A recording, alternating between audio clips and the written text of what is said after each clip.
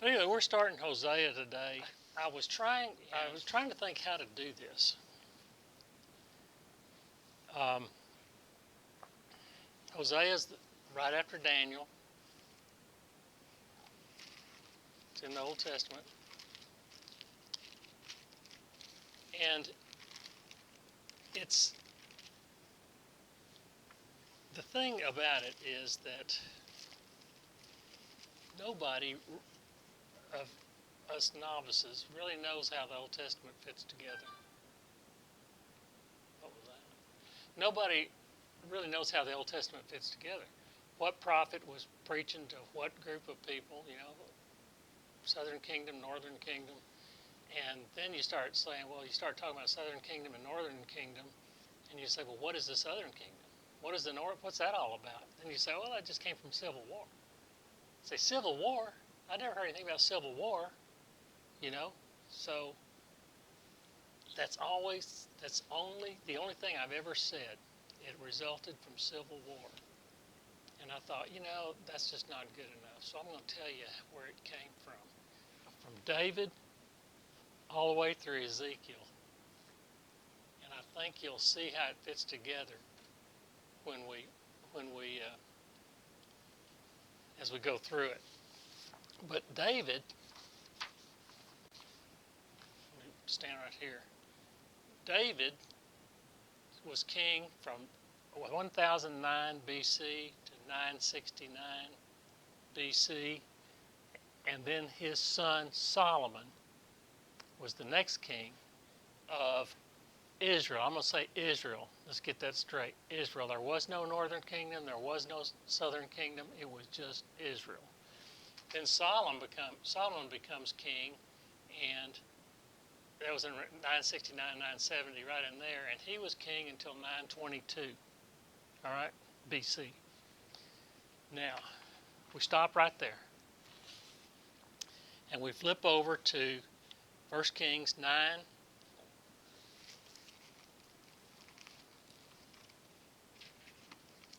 1 Kings 9. And while you're getting there, I want to tell you that Rehoboam was the son of Solomon, who was going to be the next king of Israel. Okay, well, Solomon had this guy working for him named Jeroboam. I mean, all this stuff for me has just been totally confusing, and that's why I'm putting it up here on the board. And Jeroboam was given this task to do something, and I forgot what it was. It doesn't really matter, but it was a job. It was a hard job to do, and he did a great job of it. And so Solomon elevated him to a position of authority. Okay, so he took a good job and turned it into a great job. All right, so in 1 King 9, verses 3 through 9, God gives a promise and a warning to Solomon. So let's look at that. Let me read it to you. 1 Kings 9, verses 3 through 9. He says, the Lord said to him, I have heard the prayer and plea you have made before me. I have consecrated this temple which you have built by putting my name there forever. My eyes and heart will always be there. Okay, now he's still doing these things, and he says, as for you, if you walk before me in integrity of heart and uprightness, as David your father did, as your father David did, and do all the commands and observe my decrees and laws, I will establish your throne over Israel forever, as I promised David your father when I said, you shall never fail to have a man on the throne of Israel. So you got this big promise going on. It's the same promise he made to David. Solomon was the next step, You do what I say, and your lineage will always be on the throne. Well, Solomon was the next step. He was David's son. So that's where he is now. And he says, but if you or your sons turn away from me and do not observe the commands and decrees I've given you and go off to serve other gods and worship them, then I will cut off Israel from the land I have given them, and I will reject this temple. He just concentrated the temple, by the way. I've consecrated for my name Israel, and though this temple is now imposing, all you who pass by will be appalled and will scoff and say, why has the Lord done such a thing to this land and to this temple?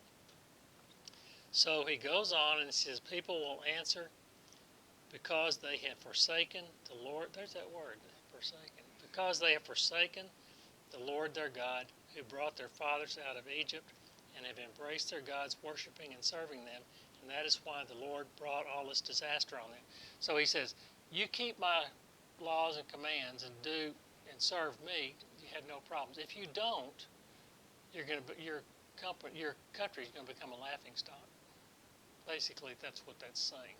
They're going to scoff at you, and so on and so forth.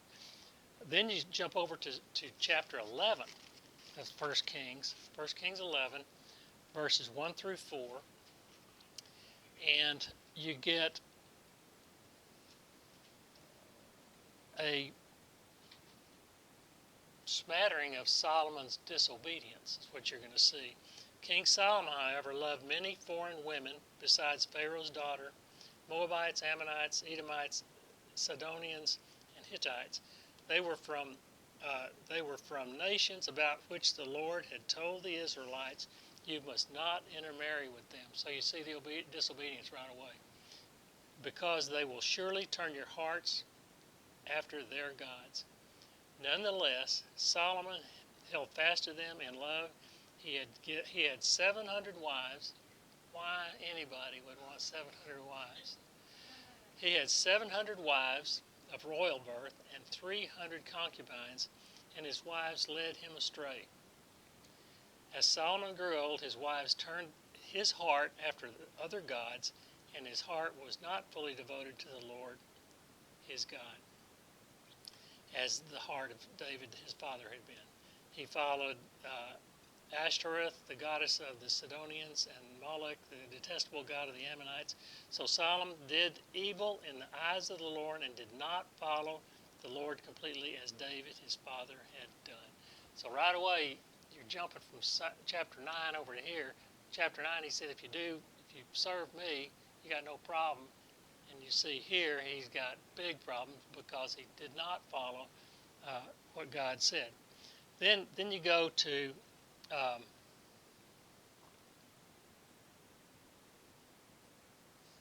oops.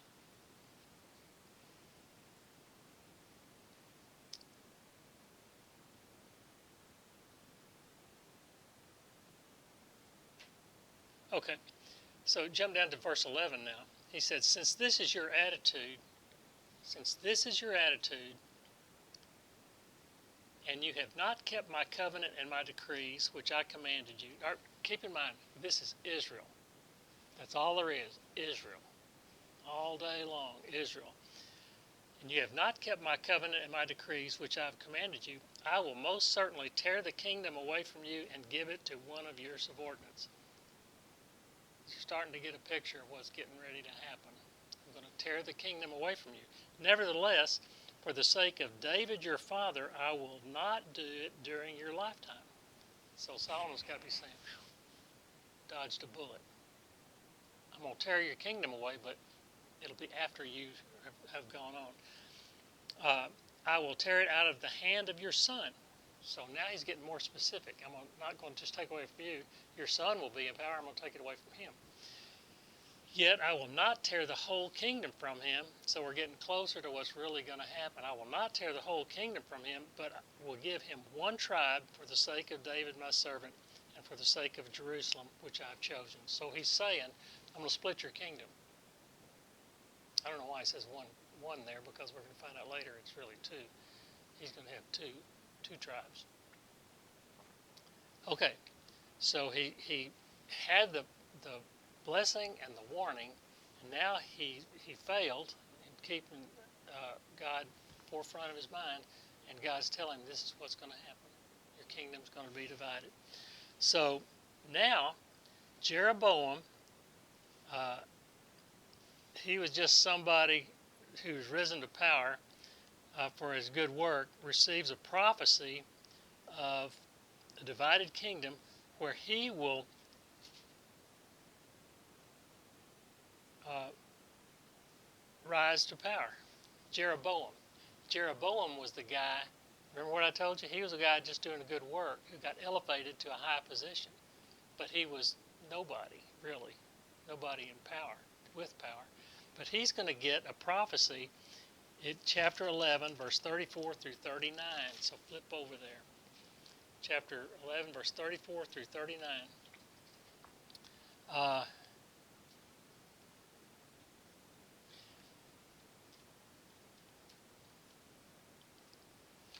Jeroboam is going to receive this prophecy that I'm reading you right now. He gets it from a guy named Ahijah. Okay, but I will not take the whole king. So Solomon already got one prophecy.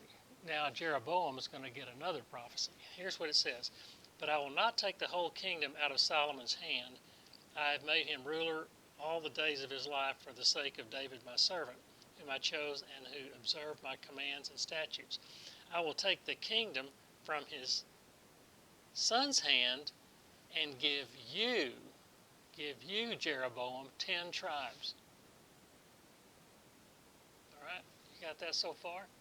We're told in Solomon that it's going to be divided. Now we're going to see how it's going to be divided. Jeroboam's going to get 10 tribes. I will give one tribe to his son, where I chose to put my name. However, as for you, I will take you, and you will rule over all that your heart desires. You will be king over Israel. You, Jeroboam, will be king over Israel. That doesn't sound good, because we were talking about all there was Israel, right? Now, Jeroboam is going to be king over Israel, but that doesn't mean what we're thinking, because we're going to have Israel and we're going to have something else. All right, Israel is going to be the 10 tribes. Okay,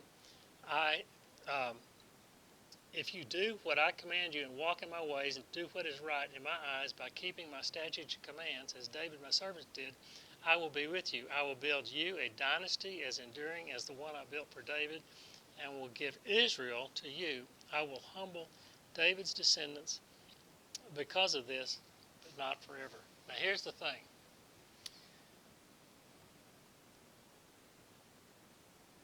Jeroboam, who is just a regular guy, gets this prophecy that says he's going to be king over part of the kingdom that's going to be divided, and it's 10 tribes. And Rehoboam, there's all these names. Rehoboam was the son of Solomon. Rehoboam was the son of Solomon. He was in line to get, well, let me tell you one more thing.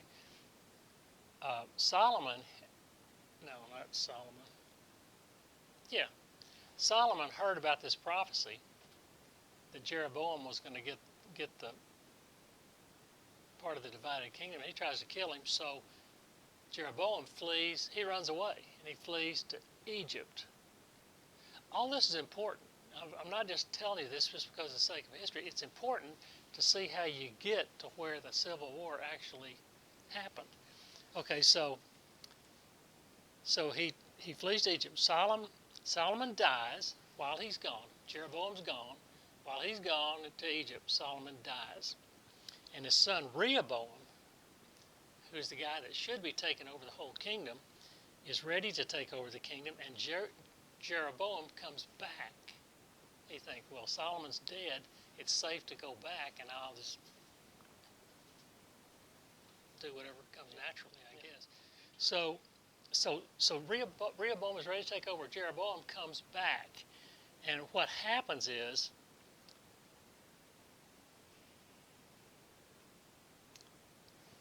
those 10 tribes reject Rehoboam and say, we want Jeroboam to be our king.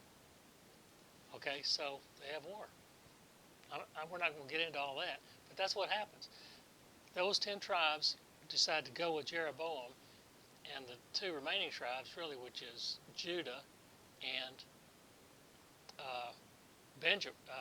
the tribe of Benjamin, stay, and Rehoboam is their king. All right, so just like that, you got a divided kingdom. Now, there was some war, but I don't think it was big war. I mean, I don't think like, our Civil War went on and we killed thousands and thousands and thousands of people.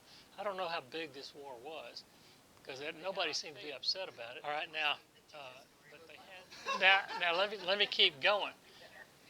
Let me keep going. Because of all this stuff that happened, we had David was the king, Solomon was the king. Solomon died.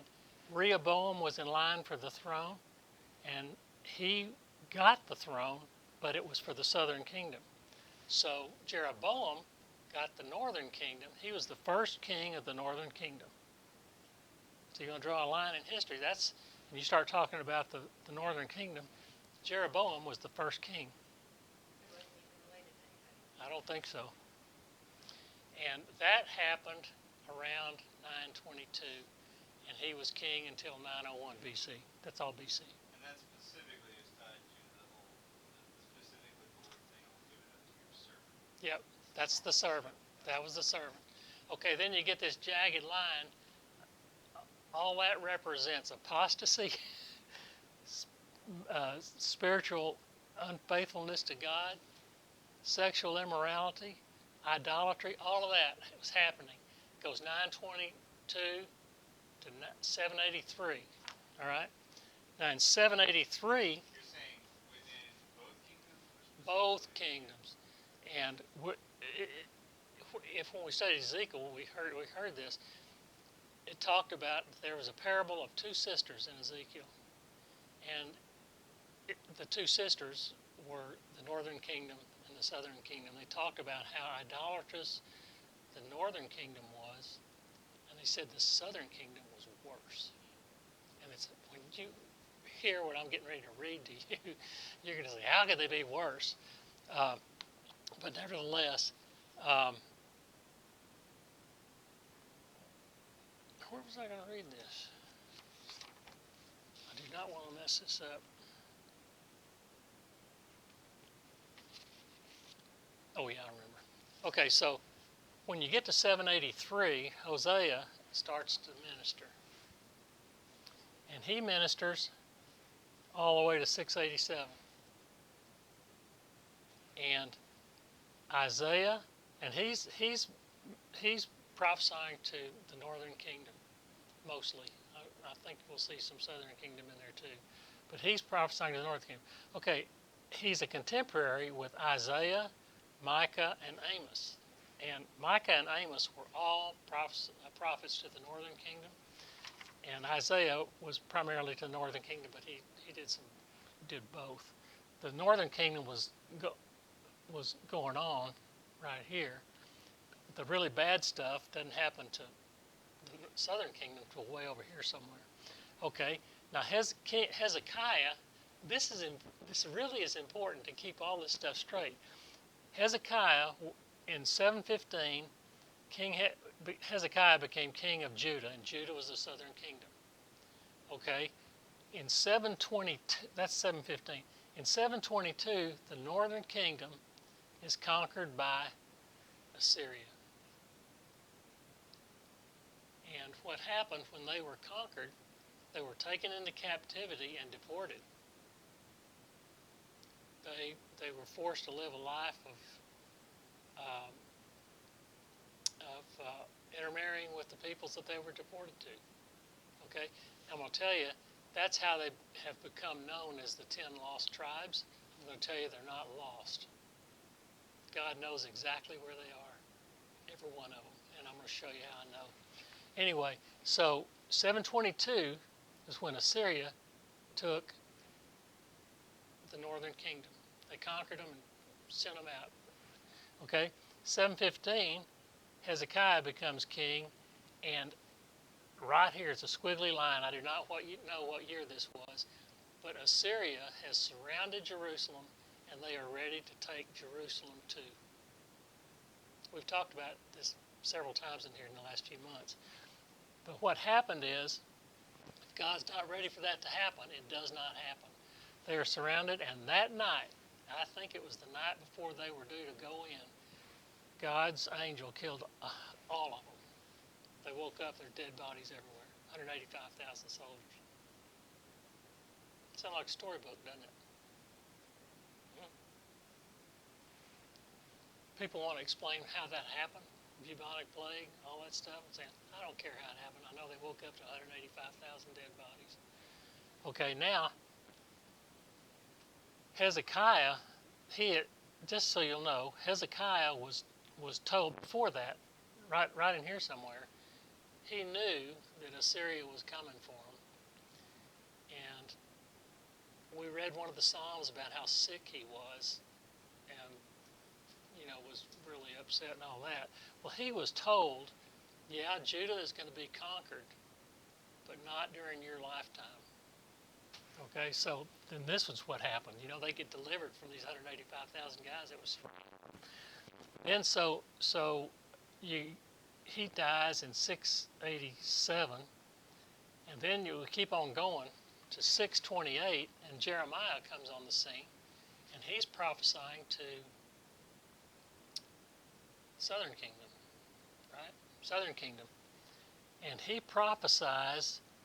They hated him. He was telling them all this stuff's going to happen, and we don't like what you're saying. We're going to go to a new church. Anyway, they didn't like what he was saying, and he prophesied from 628 to 605, somewhere in that area.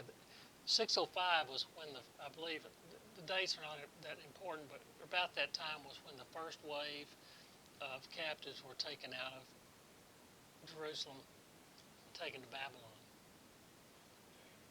Yeah, Daniel and Ezekiel were in that first wave.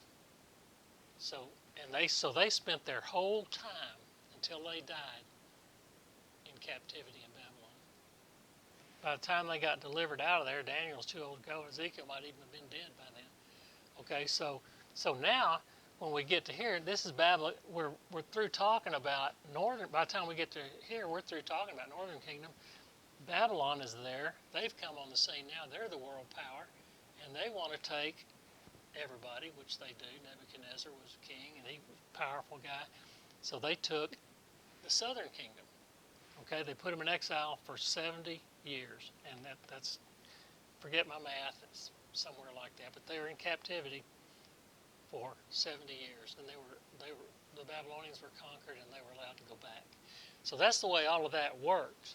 Now, what I want to tell you is this: Ezekiel 37. Y'all flip over there, Ezekiel 37, because this gives me it answers a lot of questions for me. Where is it?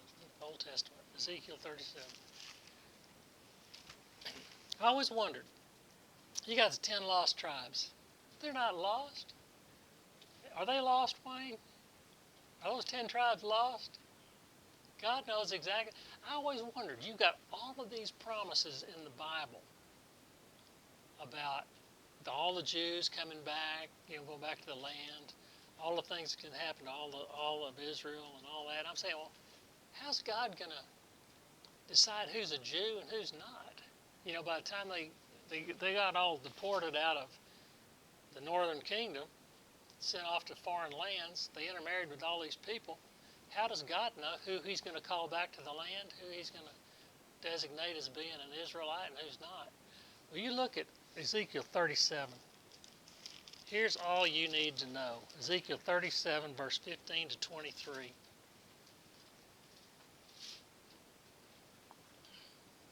Y'all got it?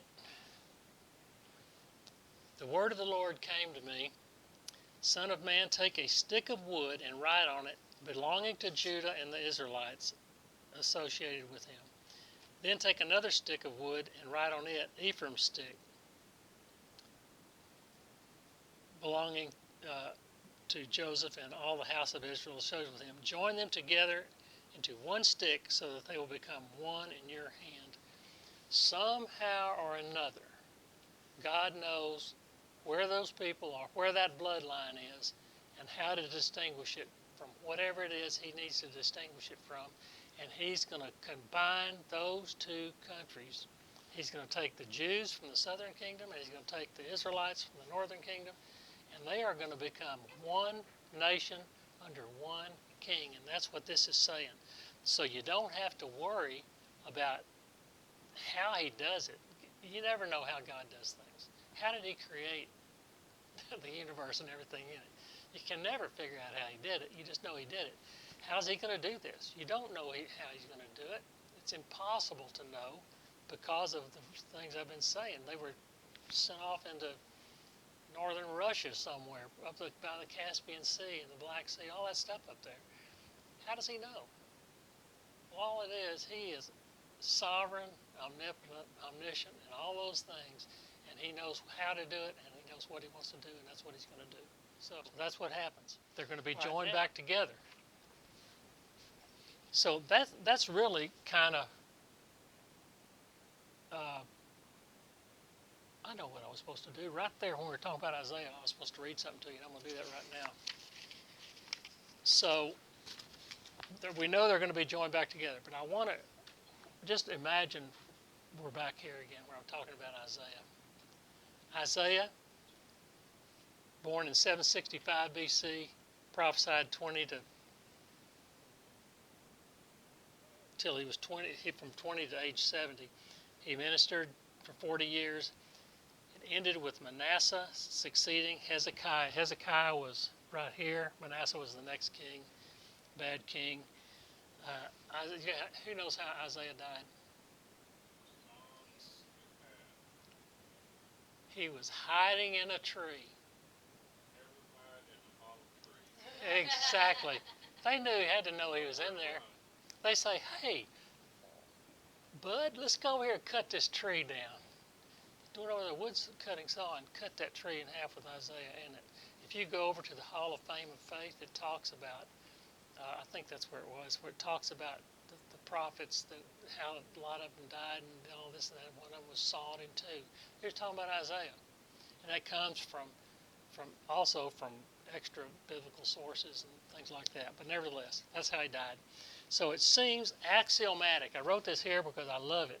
It seems axiomatic that when a nation enjoys material prosperity, and I want you to think about the United States of America, it falls into moral and spiritual decay, meaning they have no need for God. I was listening to Henry Missler. He's dead now. He said that worries him. He was alive when I saw the tape. Saw his recording. He's dead now. But that's what he didn't say that. That came out of the Broadman commentary. But he was talking about that very thing, about what happens to countries and peoples when they become affluent. They don't need anything anymore. Exactly. Now I want you to just keep that in mind as we study through Hosea, because it was a very affluent time. It was a time when 3 cars in every garage for the wealthy. There were 2 classes, and even the lower class had plenty to eat, but they were in extreme poverty. All right. Now Judah had 50 years of peace and prosperity, and they were lulled into a false sense of security. It's like what you said. We're above. It's different this time. You know, we're not going to be subject to all those things that happens to everybody else. They labored under 4 false assumptions. You remember those 4? I had them up there. I shouldn't have erased them. See, there's some verses in Ezekiel where 70 elders were called together to go talk to Ezekiel. They wanted him to talk to God for them. And this is where you end up when you say no to God over and over and over. We don't need you. We don't need you. All right. They go. They want to talk to God. We want you to call God up for us. And he said, we want to talk to God. And Ezekiel says, God said he doesn't want to talk to you. Y'all remember that? I'll never forget that. When you get to that point, God is not infinite in his patience. He said, I don't want to talk to them. All right. So you got the 4 false assumptions. God's covenant. Well, I already had them all right here. Israel. Well, let me just go through them. God's covenant with Israel is indissoluble. Israel is satisfied that their covenantal obligations were satisfied through ritual sacrifice.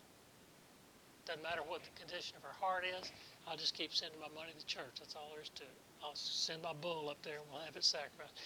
The day of the Lord would be a triumph for God, but it also means it's a triumph for Israel.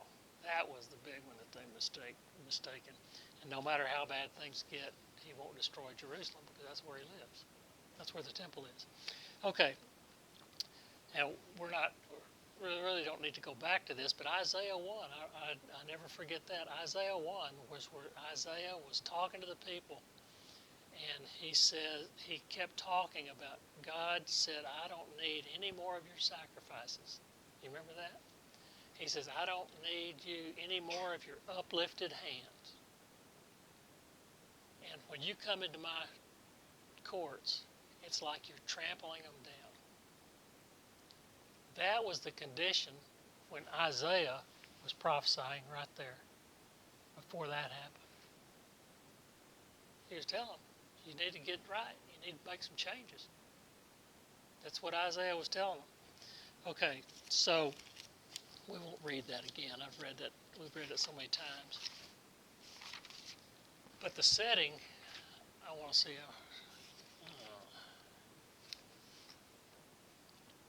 let me just do a little bit of it here. The setting for Hosea's ministry was, now let me go to, I already told you all this part.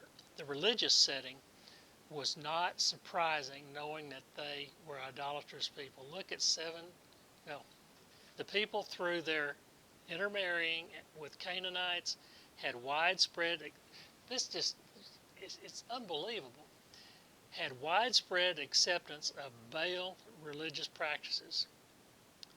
Their misunderstanding of Baal was so intertwined with God that they thought, with Yahweh, that they thought that Baal and Yahweh was the same God with two different names.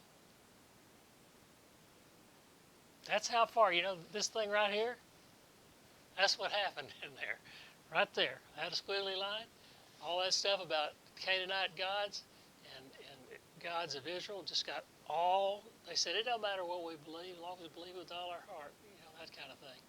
They mixed their beliefs together because they married people that God said do not marry. The women, Solomon started it all. He married all those women and they turned his heart away from God. God said, don't marry those people. Women don't marry the men, and men don't marry the women. But they did, and that's what happened with Solomon. So over time, and that's a lot of years in there, from 901 to 783, when Hosea started talking about it, all the way to 722. How long is that? 722 to 901. 180 years, 175 years, 170 years, whatever. I could be off on my dates there a little bit, but it's a long time. And during those years, their religious practices they're apostate. Sinful, idolatrous. There is no way to explain how bad they were. They even had two golden calves. Had one up here, one over here, so they wouldn't have to travel so far to get to, the guys living close to this one can go there, and the guys living close to this one. They combined worship practices of Yahweh and Baal. They honored both.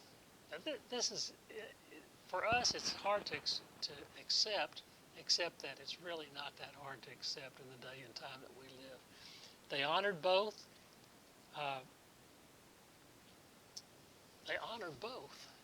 You and I know that if you honor something other than God, then you do not honor God at all. It's not saying, well, I'll go to your church on Sunday, and every other Sunday I'll go to your church. That's not honoring God. God is jealous for his name. They had sacrifices to both. They had sacrifices to Baal. They had sacrifices to Yahweh. What's the big deal? It's the same God. That's the way they were looking at it. And they participated in prostitution practices at pagan temples. These people have gone a long way. Boy, you talk about I thought it was kind of funny before y'all got in here, I was drawing this line out, and I thought, how am I going to draw that straight? And I kept coming across here like this, and as I got further out here, the line kept sloping down, and I thought, maybe I'll just leave it that way. That's downhill, because that's where these people were going. They were sliding downhill. So here in essence is a good summary of it. 2 Kings 17.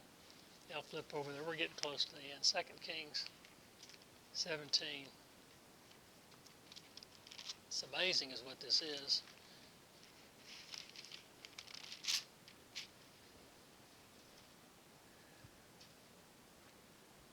Pretty well sums it up. 2 Kings 17, verse 17 and 18.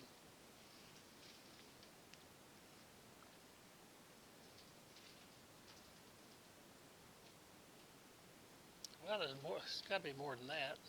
Let me back up a little bit. We'll just start with 15. They rejected his decrees and the covenant he had made with their fathers and the warnings he had given them. They followed worthless idols and themselves became worthless. He's talking about the northern kingdom here. They imitated the nations around them, although the Lord had ordered them, do not do as they do, and they did the things the Lord had forbidden them to do. And if you get over in Ezekiel and over some of these other prophets, you find out they were even worse. There was, at times, God judged them to be worse than those pagan nations that were around them. So you keep going. They forsook all the commands of the Lord their God and made for themselves 2 idols cast in the shape of calves and an Asherah pole. They bowed down to all the starry host, and they worshipped Baal. They sacrificed their sons and daughters in the fire. God said, help me here, Wayne, if I'm saying this wrong. There's some place that God said, I didn't even think of that. Sacrificing your children. It's the way the Canaanites were. He said, do not get in there with those Canaanites. They're the worst thing I've ever seen. Stay away from them. They practiced divination and sorcery and sold themselves to do evil in the eyes of the Lord, provoking him to anger. So the Lord was very angry with Israel and removed them from his presence. Only the tribe of Judah was left. That's what happened when they split. All right, I think I'm just about through. I got just a little bit, if y'all can stand it, just a couple more minutes. We'll see that as Hosea loved his unlovely partner, Gomer. You know, you've heard of Gomer? Gomer was a prostitute that God told Hosea to marry. He said, we'll see that Hosea loved an unlovely partner, Gomer, his wife, and a prostitute. God loved Israel, who themselves were an unlovely people. This is what we're going to see. We're going to see the agony that God feels when his people, Israel, reject love, his love, and through the agony Hosea feels as he experiences the rejection of his love for Gomer. We're going to see a big metaphor here. Gomer for Israel and her lifestyle of immorality and rejection of Hosea's love is going to be a metaphor for Israel's rejection of God's love for them. The message of Hosea should open our eyes today, not only to the nature of God's love for us, but also for the terrible harm human sacrifice causes, human sinfulness causes to our personal relationship with God. We have got to understand that. And this, for a secular world, it's almost not understandable. God's love for you, big deal. The world has to understand that. And when you talk about your, what did I call it? Your sinfulness, what it causes with your personal relationship with God, a lost and dying world cannot understand that.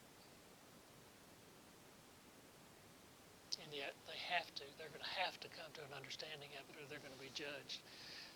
Hosea was able to preach the sermon God gave him with much more passion because he identified with God's situation of rejection. He could understand it. He experienced rejection Gomer, from Gomer.